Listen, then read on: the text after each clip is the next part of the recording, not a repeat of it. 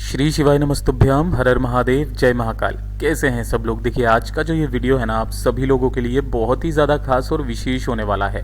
कल है चतुर्थी का दिन और इस बार पड़ रही है शनिवार की चतुर्थी, जिसका कितना बड़ा महत्व होता है ये तो आप सभी लोग जानते हैं। अगर आपके घर में धन की बहुत ज़्यादा कमी है, माता लक्ष्मी जी का वास नहीं है, आपने खूब सारी मेहनत कर रहे हैं, धन कमा रहे हैं लेकिन धन बिल्कुल भी बचा नहीं पा रहे हैं, अनावश्यक खर्चा बहुत ज़्यादा हो रखा है, बहुत ज़्यादा मेहनत करने के बाद में भी सफलता नहीं मिल रही है, खूब सारे दुश्मन शत्रु हैं जो आपके कार्यों में बाधा डालते हैं ना, तो एक छोटा सा उपाय कीजिएगा। तुलसी जी की जड़ में मात्र आपको एक चीज़ डाल देनी है। आपको अमीर बनने से कोई नहीं रोक पाएगा, साथ ही साथ आप जिस कार्य में हाथ डालोगे सफलता ज़रूर मिलेगी।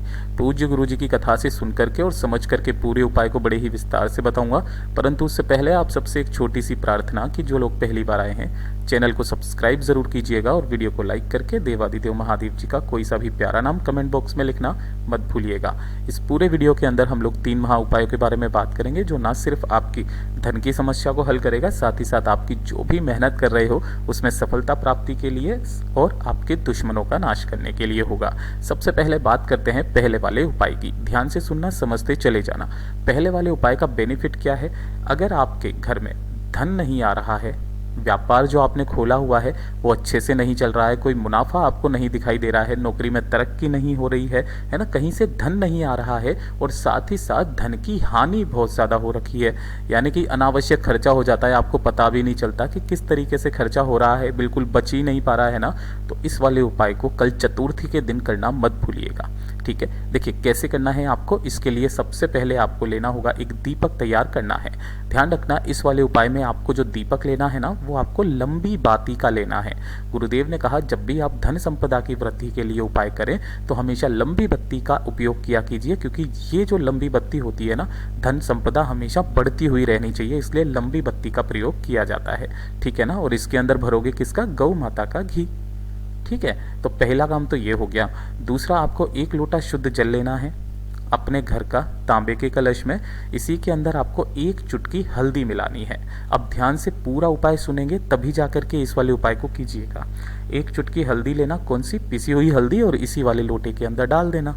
डाल दोगे, डाल देने के पश्चात आपको लेना होगा गुड़ का टुकड़ा। अब पूज्य गुरु जी ने कहा है कि जब भी आप गुड़ का टुकड़ा लें तो हमेशा इस क्रम में लें, या तो 1 टुकड़ा ले लें या 3 टुकड़े ले लें या 5 टुकड़े ले लें। ऐसे ही अपने मन से जो है ना तोड़ करके मत डाल दिया कीजिए, हमेशा 1, 3, 5, 7, 11 के फॉर्म में ही लें। तो आप मात्र 1 टुकड़ा ले लेंगे वो भी बहुत है। ठीक है ना, इस 1 टुकड़े को भी इसी वाले कलश के अंदर डाल देना। अब चतुर्थी के दिन सुबह के समय अगर आपके घर की स्त्री इस उपाय को करती है ना तो उसे इसी वाले उपाय का 10 गुने फल की प्राप्ति होती है। पूज्य गुरु जी ने कहा कि जो भी घर की स्त्री, नारी, बहन, बेटी, लक्ष्मी इस उपाय को करती है ना, उस घर में सदैव धन संपदा की वृद्धि होती रहती है, धन के नए स्रोत खुलते हैं, उस घर में कभी कर्जा नहीं बढ़ सकता। महाराज सुबह सुबह स्नान ध्यान करने के पश्चात कोशिश करना एक सफ़ेद कलर का कपड़ा आपके शरीर पर ज़रूर हो।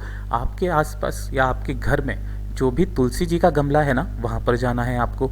उत्तर दिशा की तरफ आपको मुंह करना है। सबसे पहले जो आपने एक दीपक तैयार किया है लंबी बाती का, उस लंबी बाती के दीपक को तुलसी जी के नीचे आपको लगा देना है, उसे प्रज्वलित कर देना है।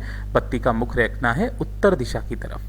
ठीक है, ये कर दोगे। उसके पश्चात आपको अपना नाम और गोत्र बोल करके दोनों हाथों में उस कलश को पकड़ना है जिसके अंदर आपने हल्दी और साथ ही साथ गुड़ का टुकड़ा डाला हुआ है ना, उसे लेना और चतुर्थी के दिन सीधा सीधा जल अपना नाम और गोत्र बोल करके महालक्ष्मी जी का जो भी मंत्र आपको आता है ना उस मंत्र का स्मरण करके इसकी जड़ों में आपको डालना है। ध्यान रखना ऐसे ऊपर से जल मत डाला कीजिए, वरना छिट्टा है वो आपके ऊपर भी आता है। आपको सिर्फ और सिर्फ जड़ों के अंदर ही पूरा का पूरा जल समर्पित कर देना है। समर्पित कर देने के पश्चात आपको तुलसी के पेड़ की 11 परिक्रमाएं करनी है। ओम नमो भगवते वासुदेवाय मंत्र का स्मरण करते हुए।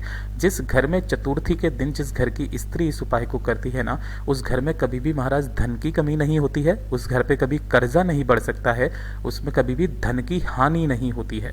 पूज्य गुरु जी का बहुत अद्भुत और अचूक उपाय है, जरूर कीजिएगा। अब बात कर लेते हैं दूसरे वाले उपाय की। देखिए दूसरा वाला उपाय किन लोगों को करना है कि वो व्यक्ति जो काफी समय से मेहनत कर रहे हैं किसी भी चीज के लिए, अपने व्यापार को संभालने के लिए या फिर फिर नौकरी के लिए, सरकारी नौकरी, प्राइवेट नौकरी, काफ़ी समय से आप मेहनत कर रहे हैं लेकिन आपको मेहनत का फल नहीं मिल रहा है ना, यानी कि आपको सफलता नहीं मिल रही है ना, तो किसी भी कार्य की सफलता के लिए चतुर्थी के दिन इस उपाय को करना मत भूलिएगा।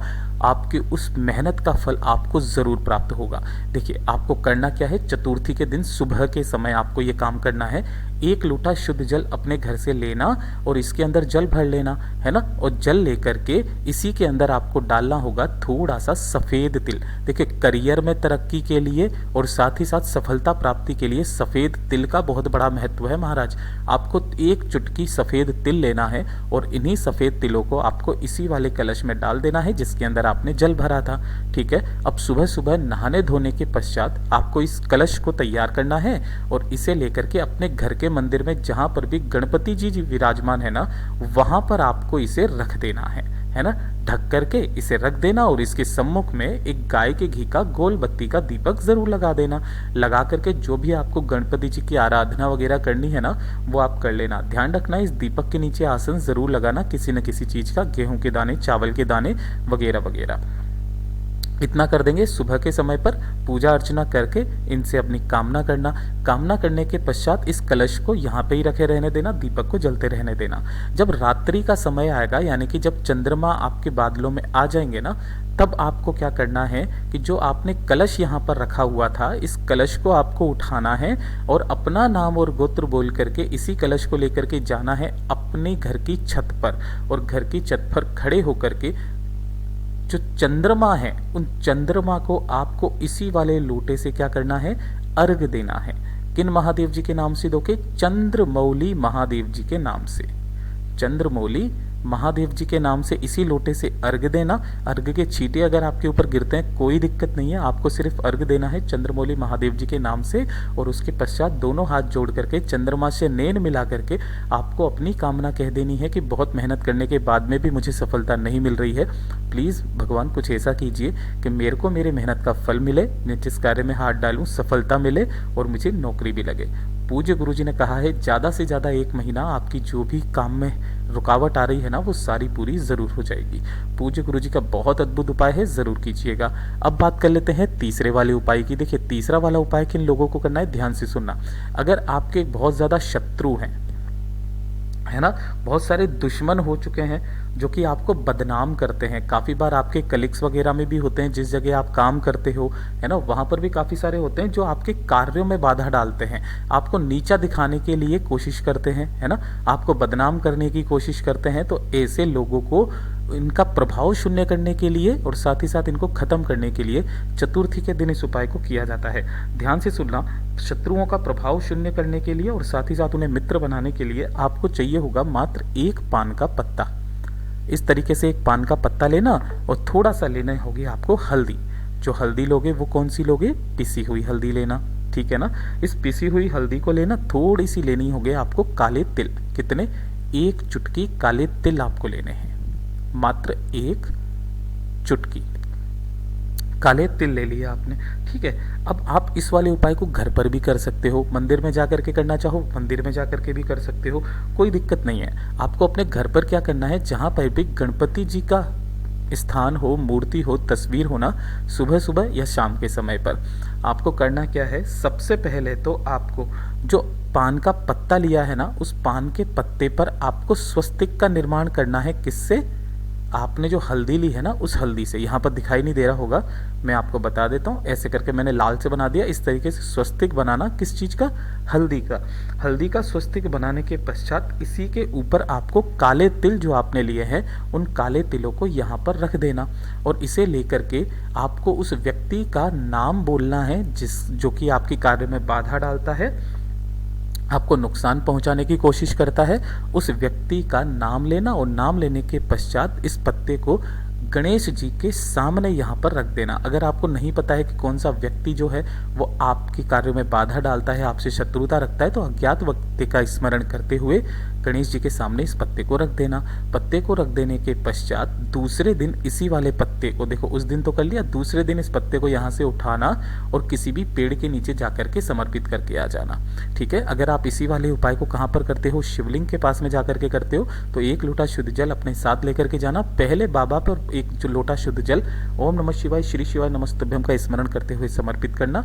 उसके पश्चात आप इस वाले उपाय को इस वाले स्थान पर भी कर सकते हैं। शिवलिंग का राइट हैंड साइड का स्थान ये गणेश जी का चरणाबिंदी होता है।